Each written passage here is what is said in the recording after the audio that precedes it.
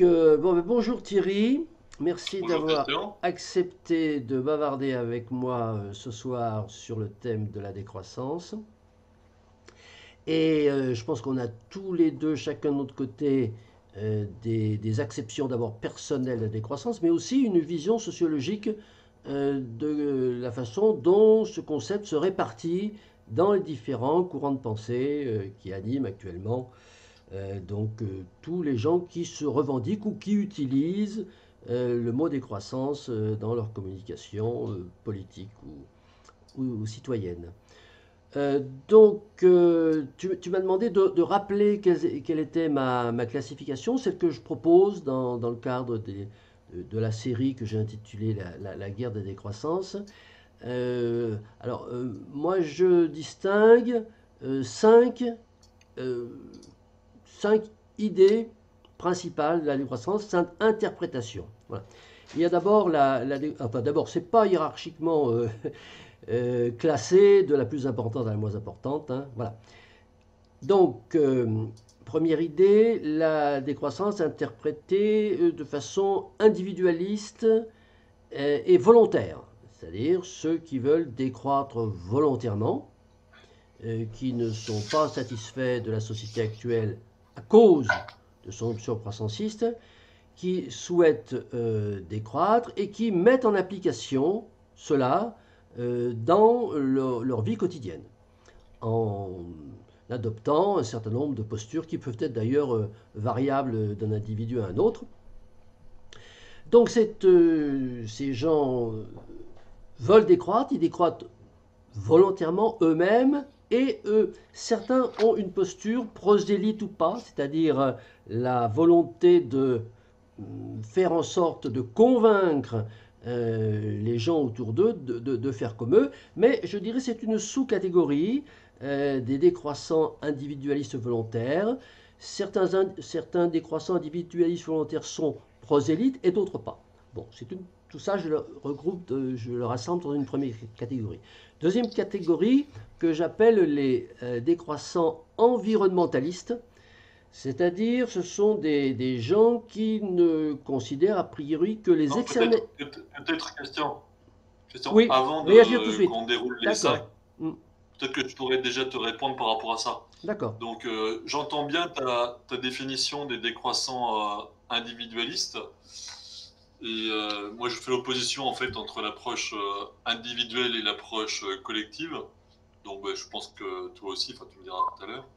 Mais ensuite, tu disais, là, en fait, les décroissants individualistes sont volontaires, volontaristes.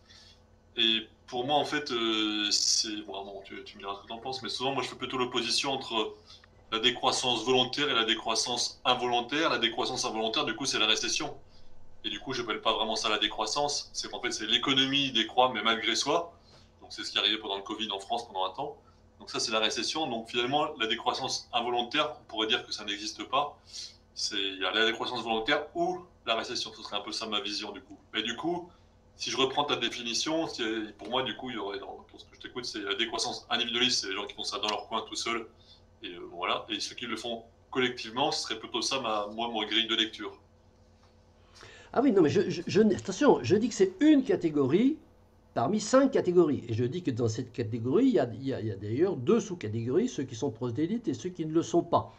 Donc, je ne suis pas dans ma démarche, ça n'est pas de dire la décroissance, finalement, globalement ou majoritairement, c'est ça. Non, je pense avoir distingué plusieurs comportements différents se revendiquant de la décroissance et celui-là, bon, me paraît assez bien typé. Ce sont effectivement des gens qui mettent en application dans leur vie quotidienne des principes de réduction, de réduction de consommation, de frugalité.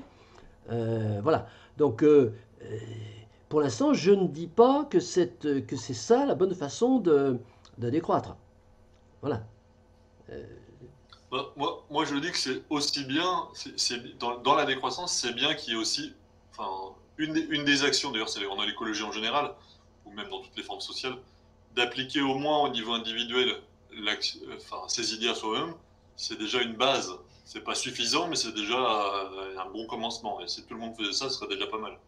Donc l'approche décroissance individuelle appliquée à soi, elle a aussi le mérite, en l'occurrence, c'est par exemple l'idée de travailler moins pour gagner moins, pour polluer moins et pour avoir plus de temps, de convivialité, de temps social, de temps militant, de loisirs, de liberté. Donc il y a une dimension écologique et sociale. Donc moi je pense que c'est aussi une bonne façon d'être décroissant, même si elle n'est pas suffisante. D'accord. Donc la décroissance individuelle. Ok, donc là on ouvre notre chapitre, on juge. Hein. Moi je suis pas contre. D'accord. Ça fait que d'écrire, je aussi pense. Il y a aussi donner une opinion ou donner une opinion et aussi d'écrire. Il y a deux choses. Il y a la partie descriptive et la partie prescriptive, on pourrait dire comme ça. Tout à fait, tout à fait. Ce que je veux dire, c'est que ma démarche, c'était d'abord de distinguer les différents comportements décroissants et ensuite de faire l'analyse critique de ces comportements et justement de voir leur transversalité. Mais enfin, bon, alors, je veux bien partir de ce point de vue-là. Qu'est-ce que je pense des décroissants individualistes? Alors, je suis assez bien placé pour en parler, puisque j'en suis un moi-même, décroissant individualiste. Décroissant depuis 1969, puisque en 1969, suite à des études supérieures, dans la foulée de mai 68, j'ai fait un retour à la terre et je suis devenu exploitant agriculteur, alors que ce n'était pas du tout la filière logique que je devais suivre après mes études, parce que j'ai fait des études économiques et commerciales, j'ai fait l'ESSEC. Voilà. Bon, donc c'était pour ne pas suivre les prescriptions de la société de consommation, pour vivre autrement, de façon contestataire par rapport à la société de consommation, etc. etc. Donc, je suis tout à fait partisan de ce genre de choses. Je trouve ça très bien.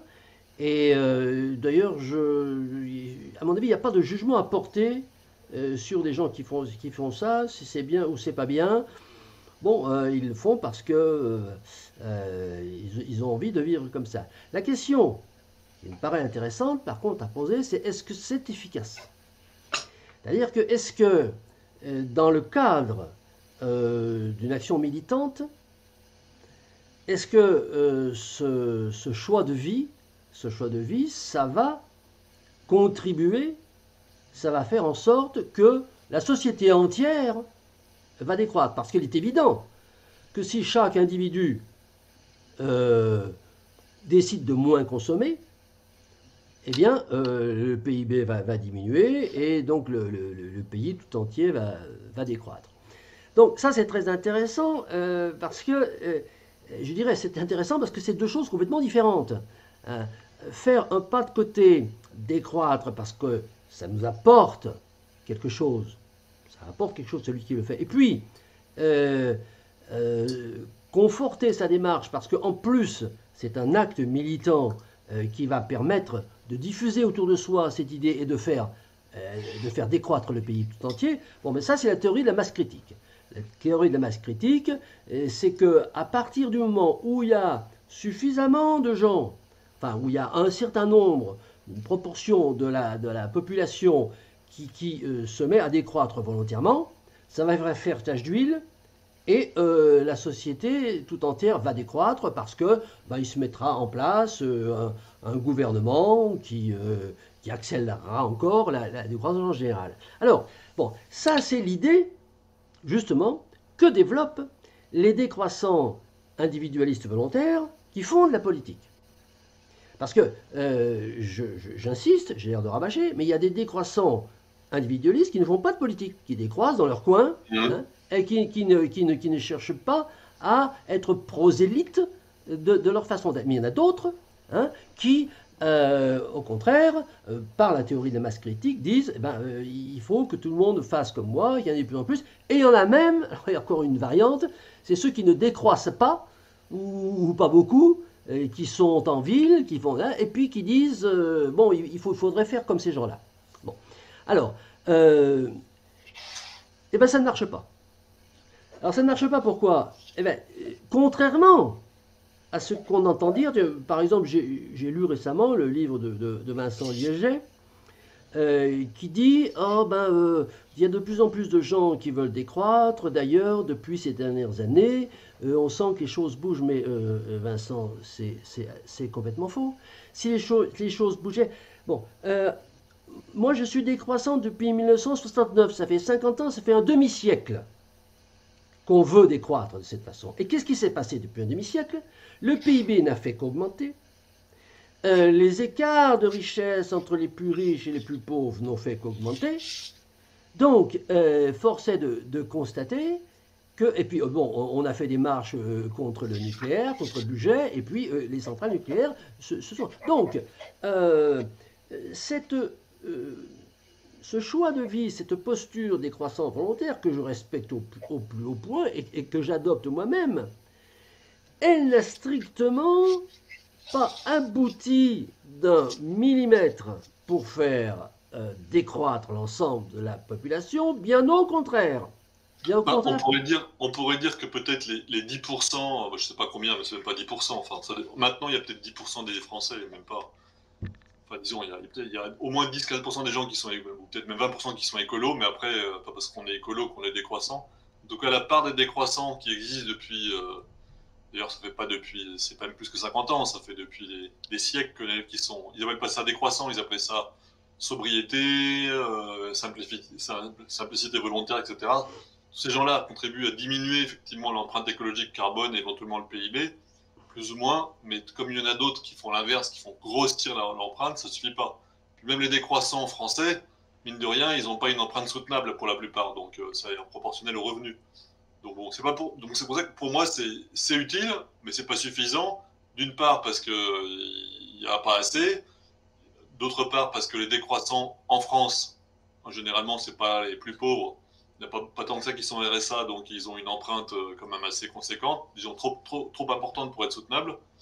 Et puis ensuite l'action c'est une action individuelle, mais il faut surtout qu'il y ait une action collective et globale et une politique globale qui soit décroissante, parce que tout ce qu'on entend en ce moment là pendant les élections présidentielles, en gros la solution c'est pas décroître, c'est trouver de nouvelles énergies pour continuer à croître. Hein, c'est ça l'idée. Mais les énergies elles arrivent à un moment donné à leurs limites, donc on trouvera pas de solution. En tout cas aujourd'hui on n'a pas de solution comment dire viable. Peut-être qu'un jour ça sera le cas, mais pour l'instant la prudence et la sagesse voudraient qu'en attendant de trouver des énergies alternatives viables, il faut décroître en attendant. Il n'y a pas que les énergies en plus, hein. Il y a le climat et puis il y a les ressources non renouvelables comme les métaux, etc. Alors, tu dis il faut décroître, mais on ne décroîtra pas. C'est une illusion, c'est une chimère, c'est un mythe. L'idée que un pays va se mettre volontairement à décroître, bon, c'est une idée qui est sympathique. Bon, mais ça fait 50 ans, ça fait plus d'un demi-siècle qu'on fait tout pour que ça arrive et que ça n'arrive pas. Donc il faut bien se rendre à l'évidence que les gens qui décroissent volontairement et qui le font, comme je le disais tout à l'heure, dans leur vie quotidienne, ça ne fait pas tache d'huile.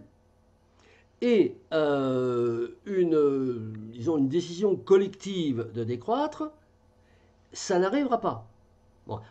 Je pense que c'est une vérité qu'il faut dire parce que on vit depuis 50 ans dans cette illusion que ça peut se faire et que tout ce qu'on a autour de nous aujourd'hui prouve que ça ne peut pas se faire. Alors, ça ne peut pas se faire d'abord parce qu'on voit que dans les pays développés, les groupes qui ont voulu décroître n'ont absolument pas fait tache d'huile sur l'ensemble de la population. Et puis surtout, on voit bien que autour des pays développés, c'est quand même, disons, soit les trois quarts de la planète, les gens ne veulent pas décroître. Donc, je pense que c'est faire acte, j'irais, d'honnêteté, hein, de mettre, et moi je veux contribuer à ça, de mettre les choses au point, d'arrêter de faire croire aux gens. Alors, on a, disons, des décroissants de chapelle avec un certain nombre, disons, de, euh, de disciples qui aiment cette idée qu'on va pouvoir décroître volontairement. Mais je crois qu'il faut avoir le courage et l'honnêteté de dire que ça n'arrivera pas et que la seule décroissance que nous aurons, c'est la décroissance inéluctable. C'est la décroissance qui va être, je dirais, la suite logique.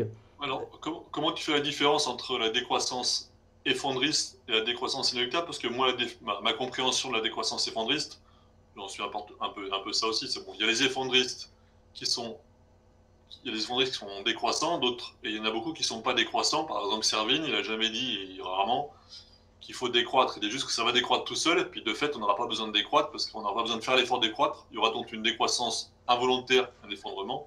Et après, on aura une société, disons, on pourrait dire circulaire, où on essaiera de ne pas croître. De toute façon, on ne pourra plus parce qu'on sera arrivé au bout.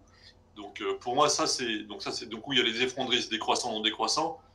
Et moi, je serais un peu un décroissant effondriste. En tout cas, dans ma définition, tu me donneras la tienne après. C'est dans le sens où je suis d'accord avec toi que longtemps qu'on essaye, on n'arrive pas de décroître. Donc, c'est plutôt la nature qui va nous faire décroître. D'ailleurs, ça a commencé un peu, par exemple, avec le Covid et puis avec les réchauffements climatiques et les problèmes que ça pose. Voilà, donc elle est inéluctable, mais du coup, je vois pas bien la différence que tu nous fais entre des croissances effondristes et des croissances inéluctables. Alors, euh, ça c'est très intéressant et c'est la nuance, je dirais, qui est apparue ces dernières années, parce que les effondristes sont apparus ces dernières années. La différence entre les décroissants inéluctables dont je fais partie et on préfère se dénommer les théoriciens de la décroissance, puisque on est disciple de Nicolas Gergesco-Reguem. On considère que la, le mode de production croissant, c'est une combinaison physico-chimique, et qui va naturellement vers l'extinction dans le cadre de l'application des lois de la thermodynamique, et notamment la loi de l'entropie. Bon. Euh, les effondristes font la même analyse. Ils font la même analyse, ils partent effectivement des contraintes physiques et ils arrivent à la même conclusion que nous, que la société croissanciste ne va pas pouvoir continuer. On ne va pas disons, refaire l'explication de la théorie de la loi de l'entropie.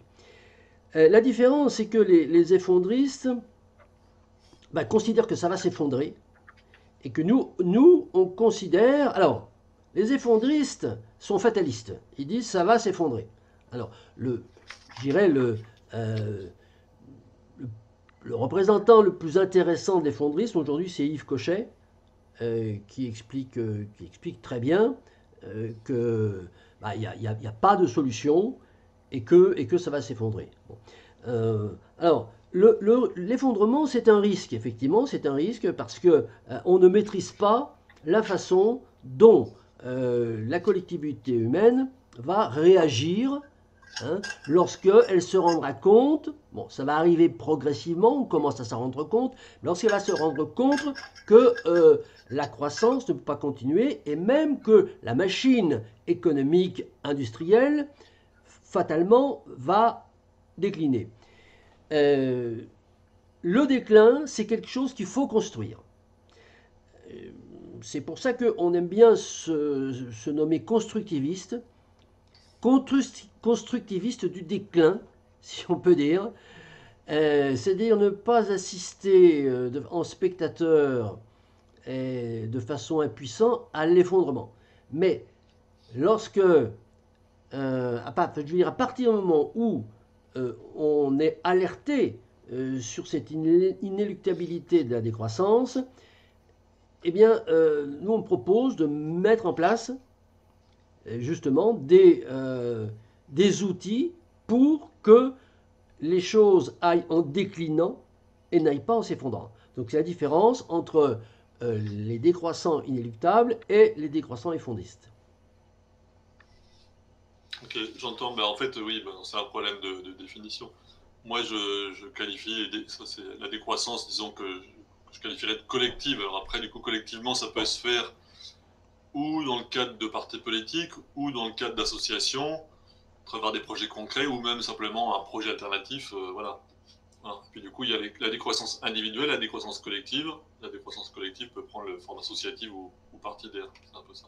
Et donc, elle est construite. J'appellerais plutôt ça construct. La décroissance, disons, moi, c'est pour reprendre tes mots, des constructeurs. Donc moi, je dis bon, collective.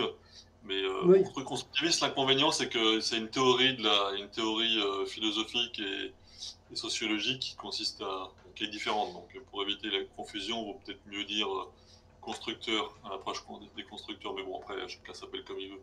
Mais non, non, mais en ce sens-là, c'est juste un problème de définition. Mais je suis d'accord qu'il faut collectivement construire la décroissante, en gros, par une politique avec des planifications, des normes, des quotas, des incitations, des sanctions. Voilà, il faut pas que ça soit uniquement on attend que tout s'écroule. Ça me semble pas une bonne idée d'abord parce que justement plus moins on prendra le mur violemment. Donc il faut freiner le plus vite possible. Mais bon après, je suis d'accord qu'il y a peu de chances que les humains, surtout enfin, tous les humains d'ailleurs, mais en tout cas les plus riches et les plus blancs décident de le faire. Le Nord décide de le faire spontanément, hein, c'est sûr. alors Majoritairement, il y a une minorité qui le fait, mais c'est une minorité. le problème des effondristes, c'est qu'ils ne veulent pas faire de politique. Euh, ils, ont, euh, ils ont horreur du solutionnisme. Euh, et donc, de ce fait, ils sont dans une situation assez inconfortable, je trouve, lorsqu'il s'agit d'argumenter, lorsqu'il s'agit de décrire ce qui va se passer. Ils sont bien entendu excellents. D'ailleurs, à mon avis, ils ont siphonné dans, pas mal d'unités dans les contingents des décroissants traditionnels pour augmenter leur contingent à eux. Non, ils ont un problème, c'est que ne voulant pas faire de politique et ne voulant pas être dans le solutionnisme, lorsqu'ils ont fini de nous expliquer que tout va s'effondrer et qu'on leur demande qu'est-ce qu'il faut faire, eh ben, ils se mettent à nous sortir des banalités, hein, du genre bah, il faut s'entraider les uns les autres. Voilà. Bon. Donc c'est ça la limite des effondristes. Et je pense, et je leur conseille d'ailleurs, de plutôt nous aider dans l'accompagnement psychologique des gens. Parce que là, je pense qu'ils ont un rôle à jouer. Lorsque les gens vont commencer à se rendre compte que la croissance ne va pas pouvoir durer, il est certain que ça peut créer un climat anxiogène assez important. Bon.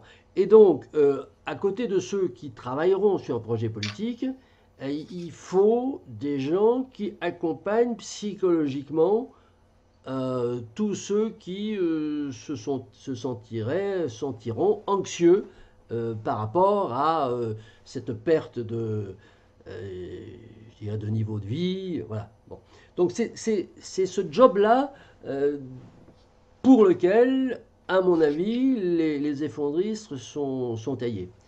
Maintenant, il y a... Par rapport à ce que tu dis, Christian, je dirais un peu la même chose, mais à peine différemment en fait. Je dirais les effondristes, alors, pour moi, celui qui évidemment le plus représente le mieux, enfin, qui représente le mieux, c'est Pablo Servigne, Yves Cochet éventuellement aussi, ouais. Et bah, au départ, en tout cas, il se veut, Servigne, finalement, avoir une approche scientifique.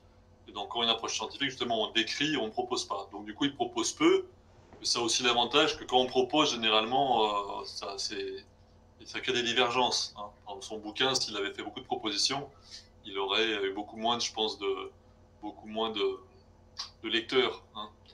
Voilà. En l'occurrence, les propositions, c'était surtout des propositions psychologiques, c'est apprendre à accepter. Donc, c'est une facette des problèmes, enfin, ou de la solution, mais elle est très. Il manque d'autres facettes. Ensuite, tu disais, ils ne sont pas politiques. En fait, si, de fait, ils le sont, parce que quand on ne parle pas de politique, alors que nous, dans un monde capitaliste, ça veut dire qu'on accepte le système. Et quand on dit on ne rien faire, même si après, bah, imaginons que le système s'effondre, d'abord, ça peut être l'effondrement économique, mais pas forcément le système économique au sens où on peut avoir un système micro qui devient toujours capitaliste. On a l'impression qu'ils veulent recréer une société, donc dans leur solution alternative. Quand on propose des sociétés, souvent c'est la société, c'est le mythe, enfin, c'est pas qu'un mythe, mais disons, voilà, le projet de micro-familles, de petites familles ou de petits groupes d'individus, voire de survivalistes ou même de petits villages qui pourraient repartir. Mais déjà, si on réfléchit comme ça suppose déjà, économiquement, comment on fonctionne. Si on fonctionne comme avant, bah, on reproduit le système capitaliste avec des petits patrons et autres, par exemple. Et donc, c'est pas forcément comme ça que ça peut se faire. Ça peut se faire de façon autogestionnaire, avec des coopératives, mais ça suppose d'y réfléchir. Ça, c'est la première chose, c'est la partie économique. Ensuite, il y a la partie, on va dire, gouvernementale. Comment on prend une décision, pour changer le système, parce qu'il y aura toujours un chef. Ou inversement, est-ce que c'est un système qui est descendant? Est-ce que, voilà, parce que la démocratie directe, c'est bien aussi, mais il faut y penser. Quand on est à 10, ça va. Si on est à 50 ou à 100, ça devient un peu compliqué. Et puis quand on est à 1000, c'est encore plus compliqué. Et du coup, le troisième niveau, donc ça, voilà. Et après, il y a la dimension, on va dire, fédéraliste. C'est qu'en fait, si on est chacun dans son coin, c'est pas forcément très cohérent. Il faut pouvoir, à un moment donné, se coordonner entre villages, même si c'était que des villages ou des petites villes, sous forme d'une fédération départementale, régionale, nationale ou mondiale. Et si on fait pas ça, qu'est-ce qui se passe? Bah, là, on va reprendre le même système qu'avant. Donc on va se remettre à polluer. Par exemple, s'il y en a un qui va faire remarcher une centrale nucléaire par exemple, dans son coin ou une centrale à charbon, il faut quand même une coordination. Et ça, c'est ce genre de choses, bon, bah, je vais continuer encore un petit peu, mais auxquelles les effondristes ne veulent pas penser ou ne veulent pas ou ne savent pas penser, un peu les deux peut-être.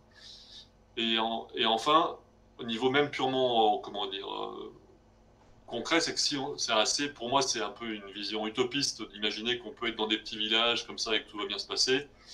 Parce qu'en fait, bon, d'abord, c'est du travail. Hein.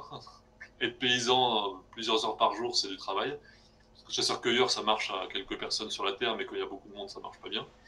Et ensuite, si vraiment un monde est désorganisé, ben, ça ressemblera plutôt à un système du type Mad Max qu'à un paradis sur Terre. Donc ça veut dire concrètement qu'il y aura des gens qui vont se balader, qui auront faim, et qui vont aller où il y a à manger. Hein, il y avait une série qui a été faite là-dessus, qui s'appelle L'Effondrement, avec 5-6 épisodes, et on voit ce qui se passe. Les gens ont faim, donc ils arrivent, et puis ceux qui ont de l'argent, enfin, il n'y a pas de l'argent, du moins de la nourriture. Donc à un moment donné, concrètement, dans un système d'effondrement, et si les gens ne sont pas assez organisés et solides, bah, ils se font attaquer par les autres. Donc il ne faut pas être tout seul, il faut être dans des gros villages. Pour moi, ce système-là, c'est plutôt un système moyenâgeux, mais ça suppose une organisation où justement, bah, il faut qu'elle soit... Il ne faut pas revenir au Moyen-Âge, justement. Et si on ne fait rien, c'est ce qui risque de se passer. Il faut, au contraire, organiser une société qui soit alternative, autogestionnaire, fédéraliste, etc. et écologiste. Mais c'est ça l'alternative à l'effondrement, c'est pas une espèce un peu de rêve bucolique où on va aller au champ tranquillement et on va s'entraider dans l'amour. Non, c'est pas comme ça que ça risque de se passer, à mon avis. Si tant est qu'il faut encore qu'il y ait de l'eau, parce que s'il n'y a pas d'eau, de toute façon, il faut migrer vers le nord. Et arriver au nord, bah, les Français seront justement les migrants et il n'y aura plus de place. Les plus riches, ils commencent déjà à acheter des terrains au nord, en Suède ou en Finlande. Oui, non, mais les scénarios, on peut en faire des tas, et c'est un scénario à la Mad Max ou à la demi-Mad Max, ou retour au néolithique, chasseur-pêcheur-cueilleur. On peut faire des tas de scénarios. Bon, si on prend quand même les choses bien en face. L'effondrement, c'est pas souhaitable. Bon. Lorsque les effondristes nous pronostiquent l'effondrement, ils font effectivement une analyse physique et ils nous disent voilà, ça va pas marcher, donc ça va s'effondrer. En nous disant quand même qu'ils sont pas, ça les réjouit pas. Bon, il n'y a pas un effondriste qui va te dire, que ce soit Servigne ou Cochet ou Mignereau, qui va te dire l'effondrement c'est vachement bien. Bon. Donc, je reviens à ce que je disais tout à l'heure, on leur dit, ben alors qu'est-ce qu'il faut faire? Et là, ils nous sortent des recettes de grand-mère. Bon. Donc ça, c'est pas bon. Alors, ce que tu as décrit là, il faut le petit village organisé, fédéraliste, la démocratie directe à 10, à 20, à 100, à 1000. Bon, mais c'est là-dessus qu'on travaille, nous. Nous, on travaille sur non pas des scénarios. On ne travaille pas sur des scénarios, on travaille sur des principes. D'abord, il y a un principe, un premier principe, c'est que, c'est pas moi qui l'ai trouvé ce principe, c'est Einstein. Bon. On ne, on ne résout pas un problème avec le mode de pensée qu'il a créé. Bon. Le problème, c'est la croissance. Qui a créé la croissance? Bon, c'est un mode de pensée. Donc, pour gérer la décroissance, il faudra un autre mode de pensée. Bon, déjà c'est une première chose. Alors, c'est là qu'on se distingue des effondristes qui ne font pas de politique. Et comme tu disais très justement, si tu ne fais pas de politique, c'est que tu as double système. Tu dis je ne fais pas de politique, ça veut dire j'adoube le capitalisme. Bon. Nous, on dit il faut rompre avec le capitalisme. Mais rompre vraiment rompre. Hein. Pas les ruptures dont on nous parle ici et là, qui ne sont que des mesurettes. Voilà. Bon. Et donc, on construit un schéma de société avec des principes. Et ce schéma a pour objectif, c'est une proposition qu'on fait. L'idée, l'objectif, c'est être un outil pour pouvoir gérer la décroissance, gérer une société contrainte. Alors tu disais tout à l'heure, il y a un mot, moi je crois qu'il faut qu'on enlève notre vocabulaire, c'est il faut décroître. Non, il ne faut pas décroître. On ne décroîtra pas parce qu'on voudra décroître. Il y a une extinction de la combustion économique qui va arriver progressivement, il va falloir gérer ça. Donc c'est pas faux décroître, il faut gérer la décroissance. Bon, et là, il y a un contresens monumental. Hein. Oui. Aujourd'hui, je suis d'accord avec toi. Ça, à mon avis, c'est comme ça que ça va se passer. On va décroître parce qu'on sera obligé. Mais si on avait la sagesse et on ne l'aura pas, parce que c'est compliqué, non, il faudrait décroître. Mais de fait, on n'y arrive pas, on n'y arrivera pas. Donc voilà. Mais dans l'idéal, l'intérêt d'anticiper, c'est que ça permet justement d'éviter, déjà parce que là les deux problèmes qu'on va avoir concrètement, on en parle au début, mais je pense que les gens qui nous écouteront connaissent le sujet, c'est qu'il y a le problème du réchauffement climatique, ce qui fait qu'à la fin, si toute la terre est sèche, parce qu'il n'y a plus d'eau, on ne peut plus se nourrir parce qu'il n'y a plus d'agriculture, c'est le plus grave. Et puis ensuite, il y a la fin des ressources, avec le fait que les ressources, comment dire, les ressources non renouvelables, comme le pétrole, les métaux, l'uranium, le gaz, vont dans 30 à 70 ans, vont avoir disparu. Il y aura encore un peu de charbon pendant un certain temps. Et donc, du coup, on va avoir un problème de ressources. Donc là, c'est les deux problèmes concrets. Donc le plus grave, finalement, c'est le climat. Le deuxième, mais ils sont en interaction, parce que plus on brûle du pétrole, plus on augmente le réchauffement climatique. Donc, comment dire, par rapport à cette question-là, enfin bon, voilà, c'est ce que je voulais dire, puis je reviendrai dessus tout à l'heure. Non, le plus grave, c'est pas le climat. D'abord, c'est pas une question de gravité. C'est une question de fondement. Qu'est-ce qui est fondamental? Ce qui est fondamental, c'est la loi de l'entropie. C'est-à-dire que les ressources minérales et énergétiques qui permettent la combustion, la croissance, ces ressources vont disparaître. Donc, voilà, ça c'est fondamental, et ce qui fait que la croissance va s'arrêter. Le changement climatique, c'est une externalité négative. Et ce qui fait que la société va, disons, diminuer au niveau de la fabrication de biens et de services, ce n'est pas le changement climatique, c'est la loi de l'entropie. Bon, alors ça c'est un point extrêmement important. En disant ça, je ne sais pas que je suis pas climato-sceptique, je nie pas le réchauffement climatique, je dis que c'est une externalité négative, c'est pas ça qui va faire décroître. Ce qui va faire décroître, c'est autre chose. Ensuite, il y a... Question par rapport à ça. Comment? Je peux interrompre par rapport à ça? Oui, oui. En fait, pour moi, pourquoi pendant longtemps j'étais juste décroissant et je me suis dit, voilà, c'est la question des ressources qui va nous bloquer progressivement. Je me disais, finalement, le climat se réchauffe, j'aurai moins froid en hiver. Hein. Mais finalement, voilà, c'était ma hiérarchie, mais avec le temps et puis justement avec la venue des effondristes, je me rends compte que le problème fondamental, c'est le climat, éventuellement un peu aussi d'ailleurs, de façon à peine moins importante quand même, la montée des eaux. Parce qu'à un moment donné, quand tu n'as plus bon, le montée des eaux, c'est le problème des terres arables qui sont souvent dans les estuaires, et donc là, c'est un peu compliqué, et dans l'estuaire des fleuves. Mais sinon, comme le Nil ou Bangladesh, etc. Mais sinon, donc ça pose des problèmes parce qu'il y a quand même beaucoup de monde qui habite dans ces zones-là. Mais sinon, l'autre problème qui me semble encore plus grave, parce que ça concerne encore plus de monde, c'est, je disais donc, dans la hiérarchie, pour moi, c'est d'abord le réchauffement climatique, puisque ça va faire en sorte que tout s'assèche. Si tout s'assèche, on ne peut plus cultiver. Si on ne peut plus cultiver, on meurt de faim. Alors que dans la décroissance, au pire, on retrouve au Moyen-Âge avec une charrue. Mais s'il y a encore de l'eau, on continue, on n'a plus de pétrole, mais au moins on peut continuer à manger, alors qu'avec un réchauffement climatique puissant, on ne mange plus, donc on meurt. C'est la famine. Oui, mais... Non, mais... Il faut savoir de quoi on parle. Même si tu arrêtes le réchauffement climatique, par je ne sais pas quelle mesure, tu n'empêcheras pas la décroissance. Bon, et là, alors bon. C'est des choses différentes. Non, mais il n'y a qu'une chose, c'est et réchauffement climatique ou pas, on va décroître. Voilà. Bon, donc c'est pour ça. Peut-être même mort avant même, peut-être même que non, mais ça c'est autre chose. Mais peu importe. Non, mais avant d'avoir épuisé tous les métaux. Mais c'est pas nous. Le pétrole et tout ça. Non, mais c'est pas Christian Leroux ou Thierry Brookvin qui est important. Hein. C'est la trajectoire. Je parle de l'humanité, je parle pas de nous deux. Voilà, trajectoire de l'humanité. Trajectoire de l'humanité, c'est réchauffement climatique ou pas réchauffement climatique. Hein, on va décroître plus ou moins vite. Alors, maintenant, on retombe sur une question extrêmement importante qui devient politique.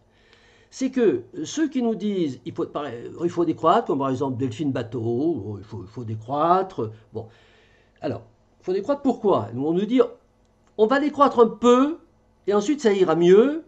Et donc, on va aller sur une espèce de, finalement, d'état stationnaire, de sustainable state à la Herman Daly. Et donc, les décroissants aujourd'hui qui tiennent le haut du pavé, ceux qui sont connus dans les médias, Delphine Bateau, puisqu'elle a comme ça, je dirais, comme ça, vulgarisé la décroissance. Qu'est-ce qu'ils nous disent? Quelle catégorie tu la mets des 5? Comment? Tu la mets dans laquelle des 5 catégories tu la classes? Les imposteurs de la décroissance. On n'est pas venu puisqu'on a parlé que d'une catégorie. Oui, ok, du coup voilà. On en parle. Les imposteurs. Alors, on y vient, parce que finalement c'est ça le plus important. C'est les impostures qu'il y a autour de la décroissance. Alors je ne dis pas que le réchauffement climatique est une imposture, c'est pas pareil. Le réchauffement climatique, c'est un peu une façon de ne pas prendre le problème par le bon bout. Bon. Moi je parle des impostures. Et donc, il y a plusieurs impostures dans la décroissance. Là j'en ai 5. Il y a l'imposture politicienne, c'est-à-dire cette fameuse ancrage à gauche, l'idée, la décroissance ne peut être que de gauche, ça on l'a entendu X fois au PPLD, la décroissance ne peut être que de gauche, ils ont même écrit un livre, la décroissance n'est pas de droite. Voilà, bon. Deuxième posture, c'est l'imposture économique, cette histoire de différence entre récession et décroissance, et que la décroissance voulue, c'est la joie de vivre, alors que la décroissance subie, c'est la récession. Voilà. Bon, c'est lancé comme ça à gros traits, mais je peux argumenter pendant 1 heure sur chaque thème. Bon, la troisième posture, c'est la démographie. La démographie, c'est pas un problème. Alors c'est le problème, beaucoup plus que le réchauffement climatique, la démographie. La quatrième posture, c'est l'agriculture, c'est lié à la démographie. Agriculture, démographie. Agriculture sans pétrole et sans traction mécanique, ça nourrit combien de personnes sur la Terre? Sans pétrole et sans métal, ça nourrit combien de personnes? Quatrième posture. Et cinquième posture, le revenu inconditionnel. Bon, mais pour revenir à ce qui est visible aujourd'hui, c'est que les décroissants, on va dire bateaux, hein, voilà, puisque maintenant on sait, maintenant la croissance c'est Delphine Bateau. Eh bien, c'est descendre un petit peu, on ne sait pas trop quoi, ça ou ça, enfin il y a des choses qu'on décroît, mais d'autres choses qu'on ne décroît pas, et puis on arrive à un état stationnaire et tout ira bien. Bon, ça c'est pas de la décroissance. C'est pas de la décroissance, c'est un genre de truc durable, une stabilité durable. Bon, alors il y a une imposture, Très important. Déjà pour arriver à ça. Et puis le deuxième. Attends, je termine. Le deuxième point aussi, c'est que lorsqu'on nous dit, et je vais quand tu m'as dit le Moyen-Âge, tout ça, bon, il y a une chose qu'il faut qu'on dise aussi. C'est que lorsqu'on parle de décroissance, soit décroissance voulue ou décroissance subie. Décroissance voulue, c'est nous allons décroître le PIB. Jusqu'où? Ça s'appelle une objection pénible. Celui qui a inventé ce terme formidable d'injonction pénible, il s'appelle Michel Lepezan. Il a écrit même un livre qui s'appelle Politique de décroissance, où il dit attention, décroissance c'est bien, mais de temps en temps on nous pose des objections pénibles. Alors il explique comment ne pas répondre aux objections pénibles. Et bien celle-là c'est une objection pénible. C'est vous voulez décroître jusqu'où? Mais dites-le nous. Et combien de temps ça prend? Bon. Alors. Par rapport à ça. Alors. Par rapport à ça, Christian. Comment? Tu vas me laisser parler ou tu... Non mais, je termine. Vas-y. Il faut absolument que lorsqu'on a une théorie de la décroissance, on ait une vision, je dirais, une espèce d'équation physique qui dit à quel est l'état. Bon, le seul état qui est indéfiniment durable, c'est chasseur-pêcheur-cueilleur. C'est avant le néolithique. Bon, ça ne peut pas constituer un projet. Bon. Donc, quel est l'état qui peut... Alors, il n'y a aucun état durable comme chasseur-pêcheur-cueilleur. Mais quel est l'état, par exemple, qui peut durer 1000 ans ou 2000 ans? Ben, c'est le XVIIIe siècle. Il faut avoir le courage de le dire. Parce que tout ce qu'on entend aujourd'hui de décroissance... Pourquoi le XVIIIe? Ah ben, mais ça, je vais t'expliquer par A plus B, hein, ou par C plus D, par des équations, voilà. Bon, avec la quantité de métal utilisé, l'énergie, le nombre d'habitants aussi. Bon, donc ce que je veux dire, c'est que, c'est pour imager, si tu veux. L'idée, c'est qu'il faut qu'on ait une vision de ce qui va être durable. Parce que c'est quelque chose, on parle de croissance, on ne dit jamais quel est l'état auquel on arrive. C'est-à-dire, réduisons et ça ira mieux. Mais ça veut dire quoi, réduisons, ça ira mieux? Ça ira mieux pendant combien de temps? Alors, la vraie question, c'est on va décroître.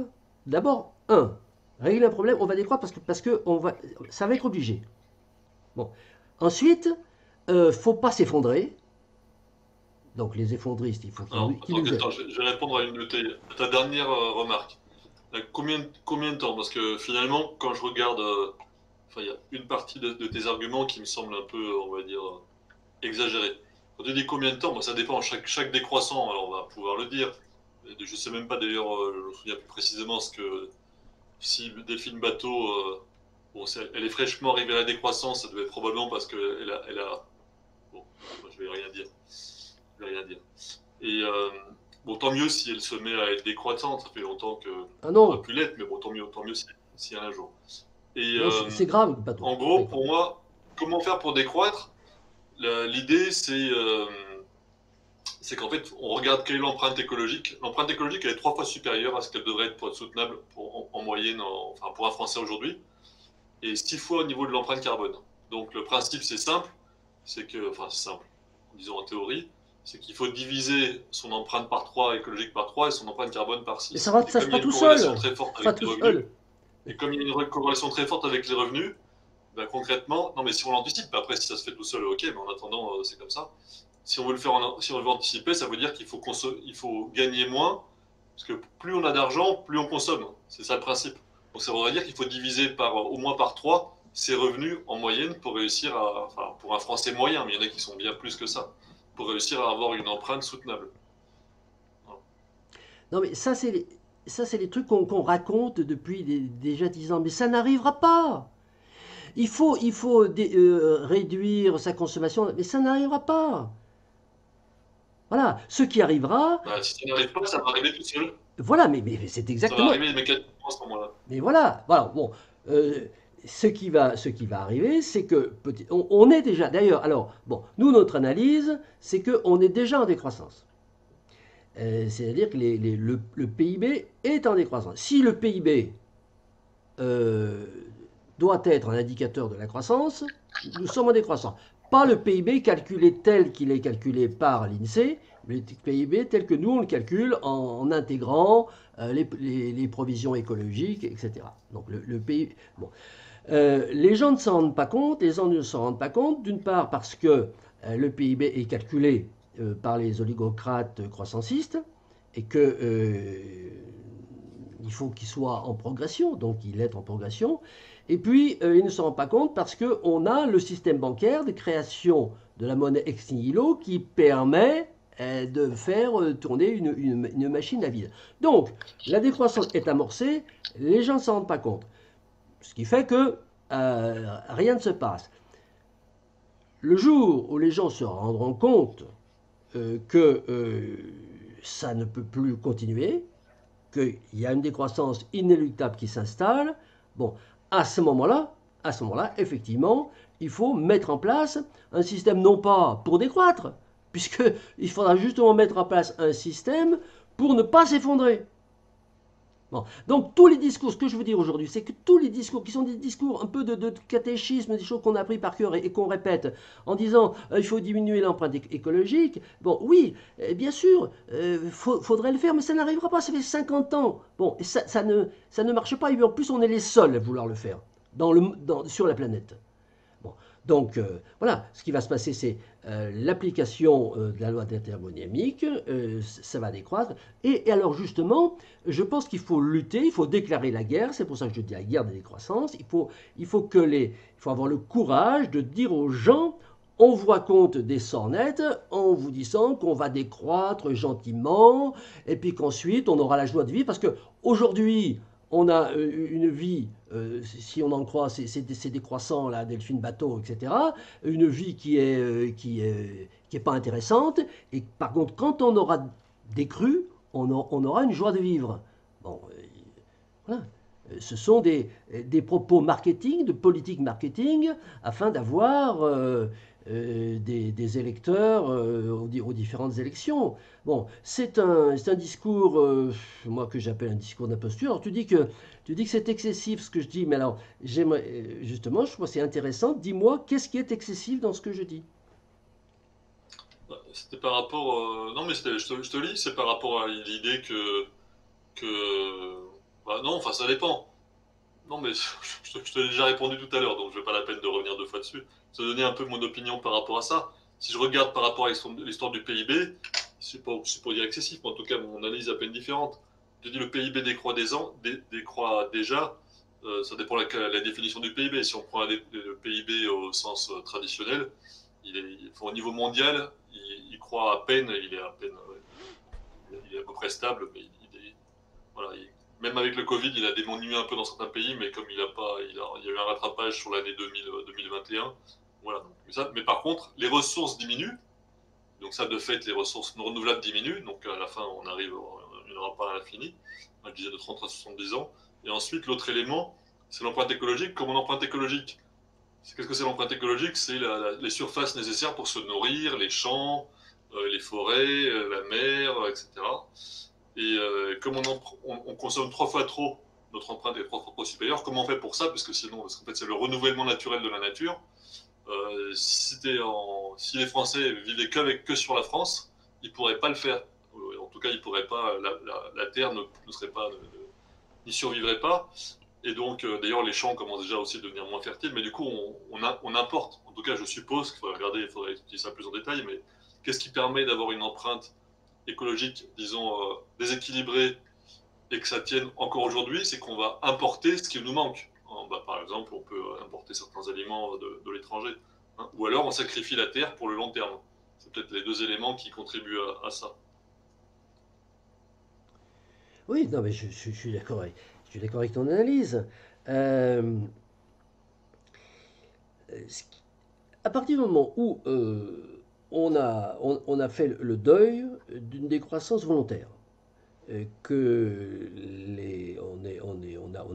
on s'est bien rendu compte que tout ce que tu dis, diminuer l'empreinte écologique, tout ça, on ne le fera pas. Bon, premier point. Deuxième point, à partir du moment où on s'est rendu compte aussi qu'on a commencé déjà à décroître de façon contrainte. Parce que le PIB dont tu me parles, nous on le recalcule en intégrant dedans les variations de stock, parce qu'il y a une chose qui n'est pas comptée dans le PIB, c'est la diminution du stock de ressources naturelles finies d'une année sur l'autre, et toutes les différentes provisions écologiques. Enfin, je te renvoie aux calculs qui sont faits dans, dans mon bouquin L'impasse de la croissance. Donc, PIB, PIB calculé, disons de façon honnête, en diminution. Alors, qu'est-ce qu'il faut faire? Il faut... Christophe, tu devrais utiliser un autre terme que PIB parce que du coup, les gens ne savent pas de quoi on parle. Non, mais on appelle ça le PIB réel. Hein, on appelle ça le PIB oligocratique. Le PIB oligocratique, celui qui est diffusé par l'INSEE, et le PIB réel, celui qui est calculé par les théoriciens de la décroissance et qu'on retrouve dans le bouquin de l'impasse de la croissance. Alors après, bon, on peut être d'accord ou pas d'accord avec ce calcul. Alors, il faut juste préciser les deux termes de PIB parce que sinon c'est... PIB réel. Okay. Non, c'est intéressant, je pense, de garder le mot PIB et de dire il y a un PIB, celui qu'on vous donne c'est le PIB oligocratique, et nous on calcule un PIB réel. Et quand on parle de décroissance, c'est pareil, il y a la décroissance mythique, il y a la décroissance chimérique, et puis il y a des décroissances réelles. La décroissance chimérique, c'est la décroissance, c'est nous allons décroître, nous allons diminuer l'empreinte écologique. Et la décroissance réelle, c'est l'empreinte écologique, elle va diminuer toute seule. Bon, mais attention, ça va être difficile. Bon, il y a du danger d'effondrement, donc il faut un autre système politico-économique pour gérer cette décroissance. Ça, c'est le premier point. Le deuxième point, c'est jusqu'où on va décroître. Et ça, c'est un sujet dont on ne parle jamais. Bon. Et jusqu'où on va décroître, c'est simple. C'est jusqu'à ce qu'on atteigne une empreinte écologique soutenable. Oui. Ça, il y a deux choses. Il y a empreinte écologique et carbone soutenable. Donc, en gros, c'est une personne pour une empreinte. Aujourd'hui, pour les Français, je l'ai dit tout à l'heure, c'est 3 fois pour l'empreinte écologique, 6 fois pour l'empreinte carbone. Et après, l'autre problème que ça pose, c'est qu'une fois qu'il n'y a plus de ressources non renouvelables, là, par contre, on arrive au fond. Après, il faut recycler les métaux qui nous restent et les partager avec l'ensemble des humains. Donc, de fait, on arrive à un socle à un moment donné, sans compter le fait que le recyclage, aujourd'hui, il est très large, on est très loin de tout recycler. Puis même vraiment tout recycler, c'est très compliqué. Donc, concrètement, on va arriver à une diminution progressive, d'où l'intérêt, d'où le problème, effectivement, à un moment donné, de la démographie. Oui. Alors, je pense qu'il faut pas être trop idéaliste et imaginer qu'on va pouvoir avoir une planification. Pourquoi pas une planification mondiale. Moi, je te laisse le soin disons, d'établir une matrice pour que on calcule au niveau de la planète entière combien il doit y avoir d'habitants. Moi, je pense que ça va pas se passer comme ça. Ça va se passer de façon avec des ajustements. Voilà, ça va se passer naturellement. On va se retrouver avec une économie contrainte par un manque de tout. Il va falloir s'adapter. La démographie, probablement, la population va diminuer.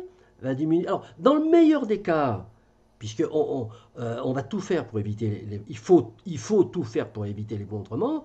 Dans le meilleur des cas, la démographie va diminuer par les maladies, parce que forcément, aujourd'hui, dans les pays développés, tout au moins, l'immense majorité des gens vivent grâce au soutien de la médecine et de la pharmacopée, et que probablement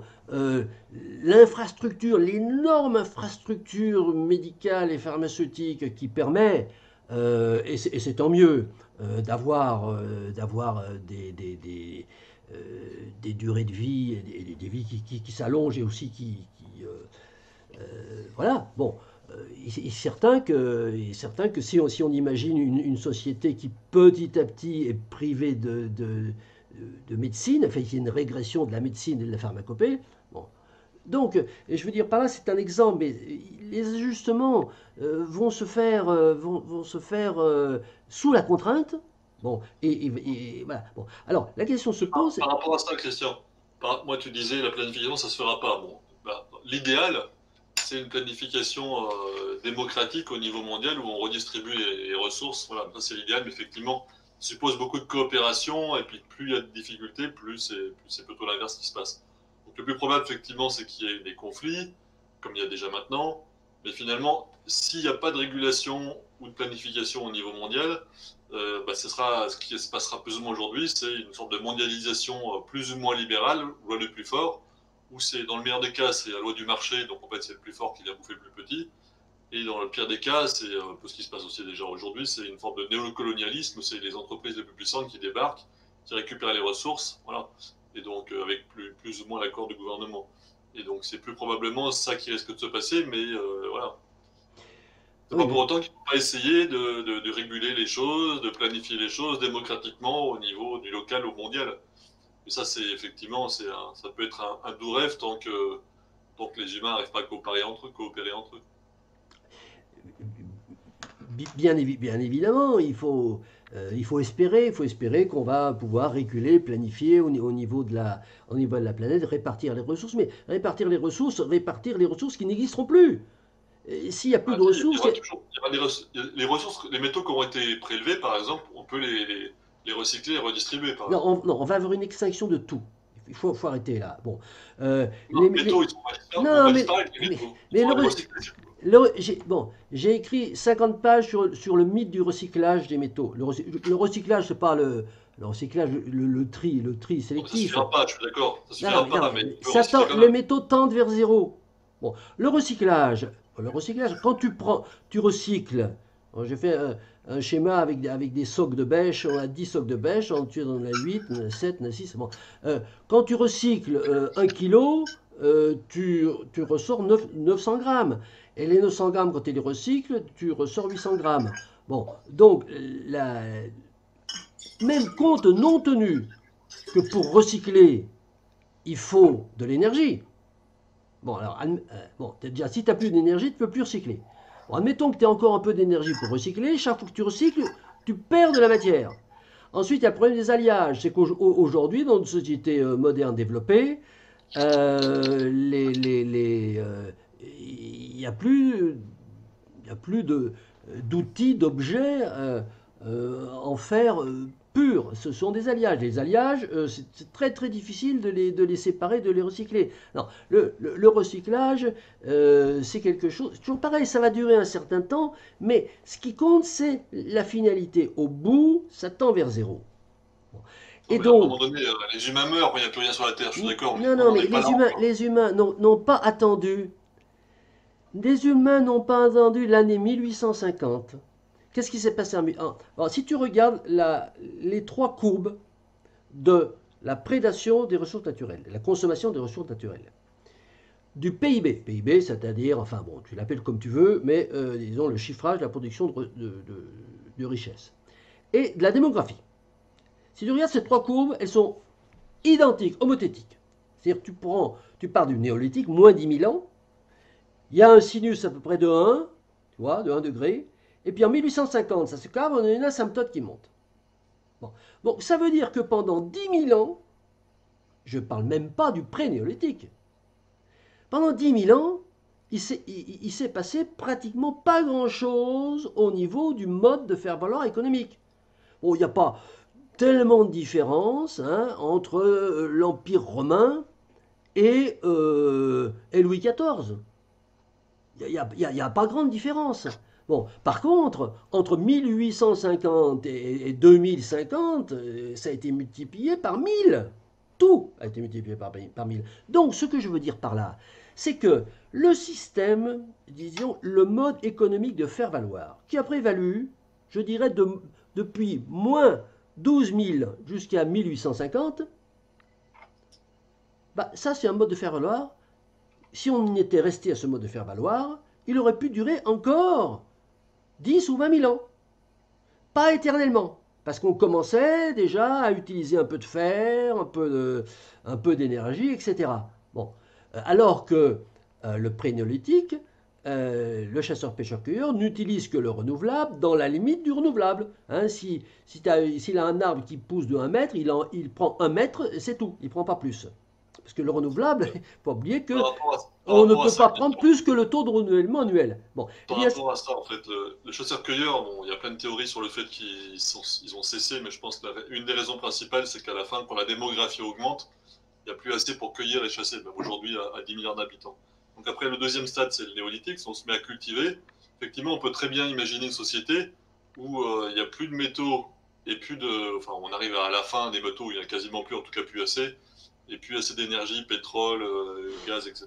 Et du coup, on est obligé de faire comme on faisait à l'époque du néolithique. C'est ce que j'appelle le Moyen-Âge, mais c'est même pire que le Moyen-Âge. Mais enfin, en tout cas, voilà, c'est ça.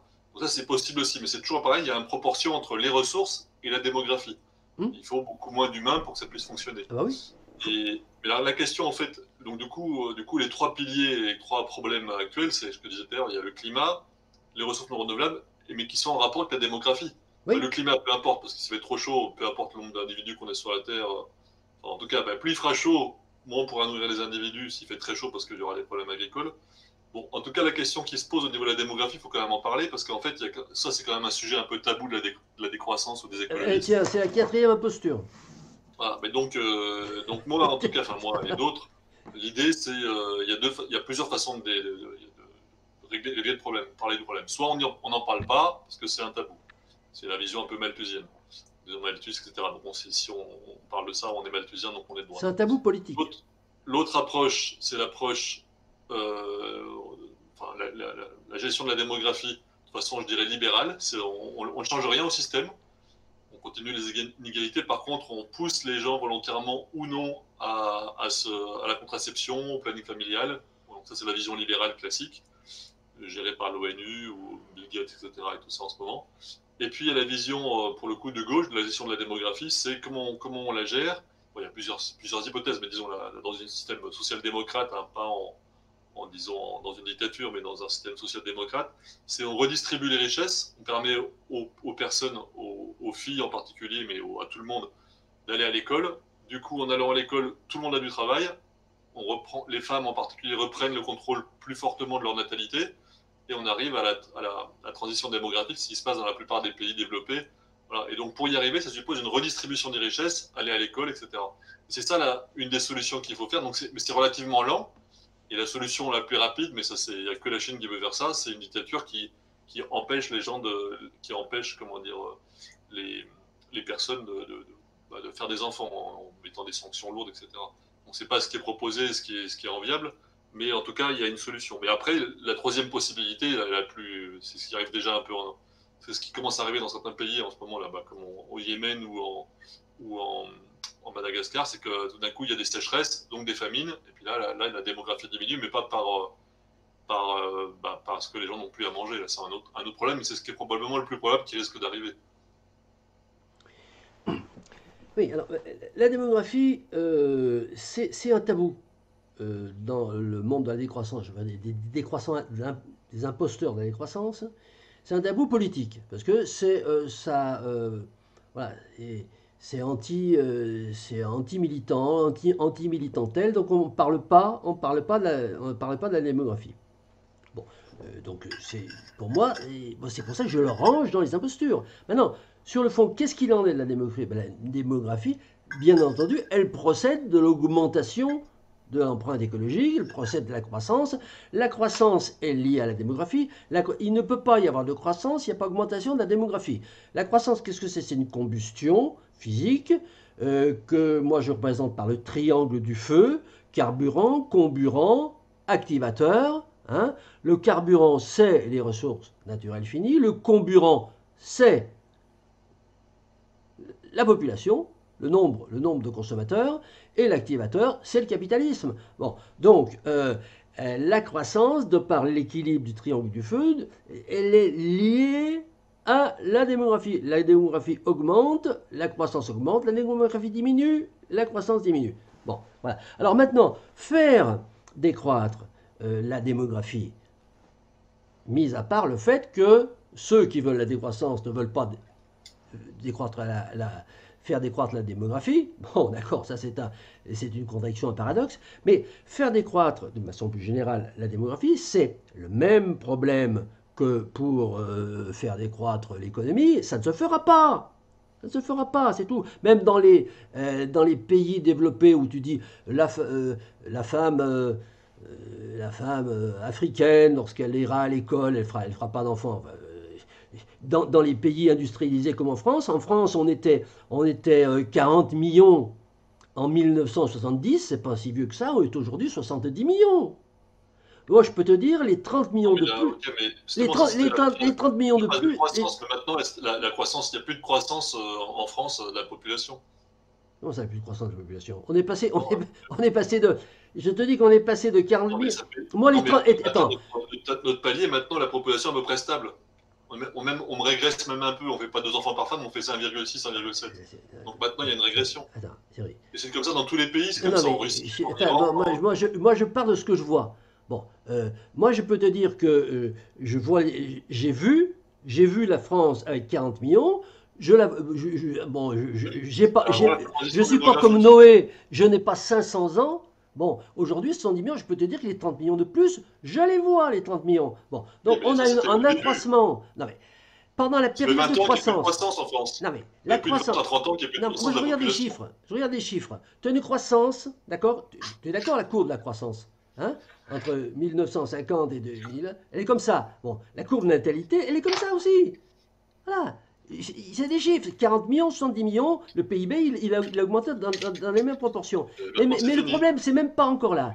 Le problème, c'est que, bon, c'est comme pour les, les- les affaires économiques, ça se fera tout seul. Voilà. Lorsque les ressources... le problème, c'est que il faut éviter l'effondrement. Bon, oui, la production agricole va diminuer. Oui, la population, le nombre d'habitants va diminuer. Oui, les industries vont décliner. Voilà. Bon, aujourd'hui, ça ne sert plus à rien de dire il faudrait réduire la démographie, il faudrait essayer de faire en sorte que les Français fassent moins d'enfants. Ça n'a pas aucun sens. Aujourd'hui, les choses sont en marche. Je te dis que lorsqu'on fait les calculs réels du PIB, on s'aperçoit que la décroissance inéluctable est déjà en train de s'installer. Bon, le pétrole, alors, euh, bon, un des éléments fondamentaux, on parle du changement climatique, c'est le pétrole. Bon, le pétrole, disons, c'est l'activateur de la croissance, c'est lui qui a permis la croissance, c'est probablement lui qui va signer disons, le départ de la décroissance visible. Bon.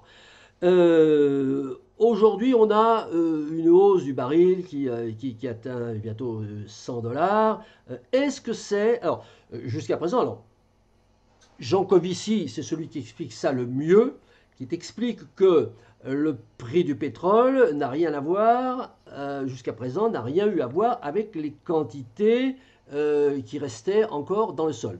Il y a des éléments spéculatifs. Mais il dit aussi qu'il y a un moment où euh, on sera dans une situation contrainte, hein, et que là, l'augmentation du prix du pétrole, il y aura plus de yo-yo, il ne fera qu'augmenter parce que on aura atteint le pic du non conventionnel, parce que c'est le non conventionnel aujourd'hui, le schiste, etc., l'offshore profond, qui permet à la croissance de continuer, mais que on est, d'ailleurs, là bon, je te renvoie aussi aux analyses de Jean Lahoraire, hein, que je produis une fois par mois sur mon site de ma décroissance, où il y a tous les graphiques et tout.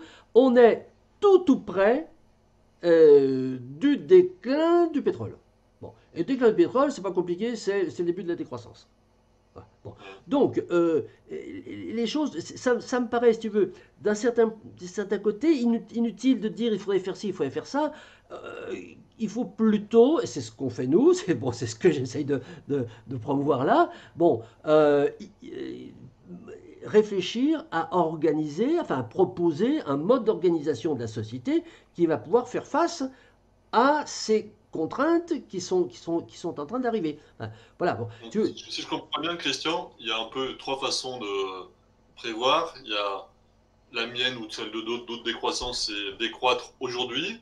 Il y a ceux qui pensent, comme les effondristes, que ça sert à rien de faire quelque chose, tout va s'effondrer de toute façon, et qu'à la fin, on va s'organiser spontanément.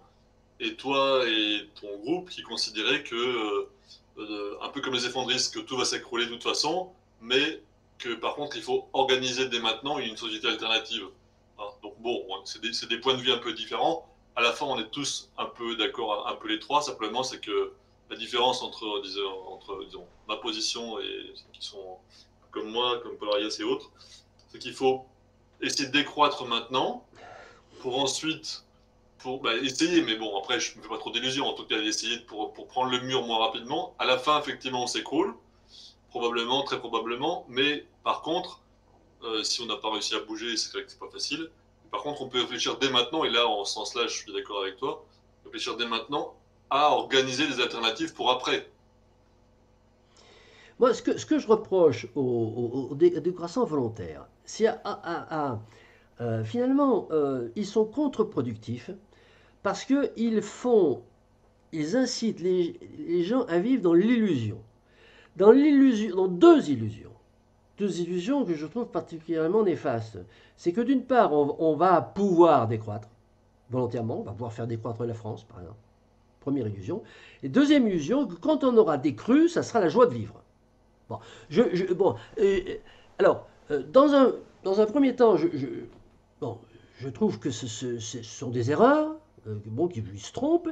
Puis dans un deuxième temps, je trouve que c'est nocif, que c'est toxique parce que euh, ça détourne les gens finalement des réalités. On les fait vivre dans l'illusion. Bah, alors, bon, c'est un peu comme La décroissance heureuse, pas besoin d'attendre le futur, tu peux la vivre maintenant, c'est-à-dire en gros en travaillant moins pour du coup gagner moins, pour stresser moins, consommer moins et polluer moins. Donc de oui, fait, tu as déjà aujourd'hui le plaisir de vivre, de travailler moins en étant décroissant, il n'y a pas besoin, moi c'est ce que je fais, je travaille à mi-temps, mais ça oui, me mais, rend plus heureux que si je bossais à plein temps. mais on n'a jamais dit le contraire.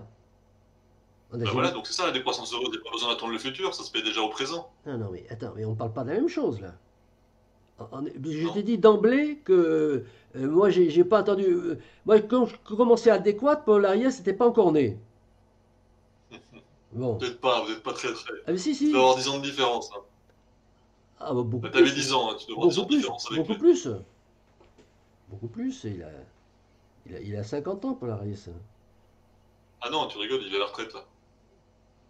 Il a Oh, plutôt ben, dans 62. l'éducation nationale, ils sont à la retraite très tôt. Hein. Non, non, mais bon. Euh, Bref, c'est une boutade. Hein, c'est une boutade. Oui, et alors, mais plus grave, moi je les soupçonne en fait de faire du clientélisme. Parce que ce sont des idées qui plaisent, ça. Bon. Et donc, tiens, je vais te citer un exemple.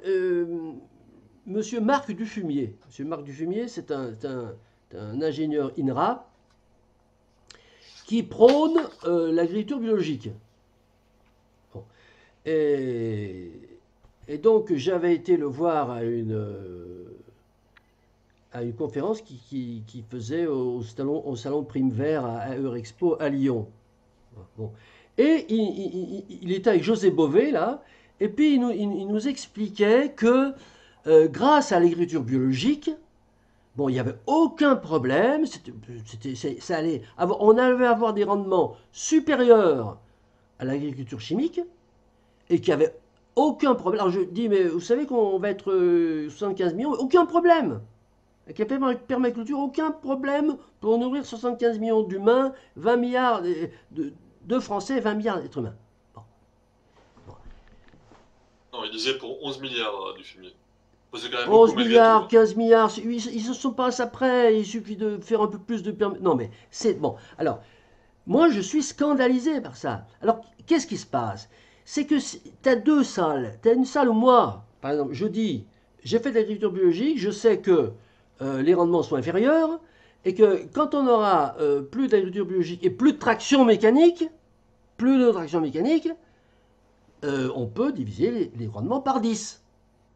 Et puis dans une autre salle, Non, on a ce que dit de, du ce que fumier, dit du fumier, c'est que du parce que fumier qui l'agriculture, dit, enfin les céréales, c'est effectivement. Bon, moi, je suis pas qui spécialiste dit, de ces questions-là, mais j'ai qui écouté dit, lui et d'autres. qui dit Et tout en fait, ira bien. c'est la Bon, partie. bah, les gens, ils vont dans Non, la salle où il y a du question. fumier. Laisse-moi répondre. Ils... Laisse-moi finir. Ah ben non, mais c'est Non, moi. mais en fait, J'étais... ouais, bon. Et pour qu'on essaie un peu d'avoir un dialogue, parce que sinon. Par exemple, pour ce qui est de en permaculture, quand tu cultives en maraîchage, tu peux augmenter de 2, 3 ou 4 fois, on Non, va dire redoubler, au moins non, doubler, l'intensité. Mais pour les légumes, pour les céréales, c'est beaucoup plus non, compliqué. non, c'est faux. La ferme du Bec et Loin, là, qui Ah, est très connue, le fait la souvent. ferme du bec est loin, mais il faut arrêter. Ça fait partie encore des impostures qu'il faut dénoncer. Il faut le dénoncer haut et fort. De toute façon, je vais le faire. Bon, la ferme du bec est loin.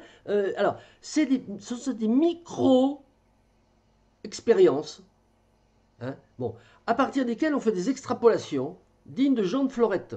Bon. Le film de Bec est loin, il tourne avec des subventions et puis en vendant des stages de permaculture, tout ça, il ne tourne pas avec les bénéfices qu'ils font pour vendre leurs légumes. Bon, Mais et puis de je toute parle pas façon, de et bénéfice, puis je et parle de puis de, production au mètre carré ou au hectare. Là, au niveau de l'hectare, ils doublent au moins la productivité. non, non, Ils disent plus que ça encore. Mais bon, après, non, voilà, non, non, non, c'est faux, c'est faux, voilà. c'est faux. Voilà. Bon, dire De toute façon, il qu'avec faut de l'eau, hein. S'il n'y a plus d'eau, c'est réglé, hein. non, S'il n'y a plus dire d'eau, qu'avec l'agriculture, non, mais, non, mais avec de l'eau, dire qu'avec l'agriculture, on peut pas faire une micro-expérience comme ça sur 400 mètres carrés, ben, tout ça, ça ne veut rien dire. Ça ne veut rien dire. Bon. Euh, avec l'agriculture, sans. Aujourd'hui, on n'a pas une agriculture, on a une pétro-agriculture. C'est-à-dire que toute l'agriculture est basée sur le pétrole, hein.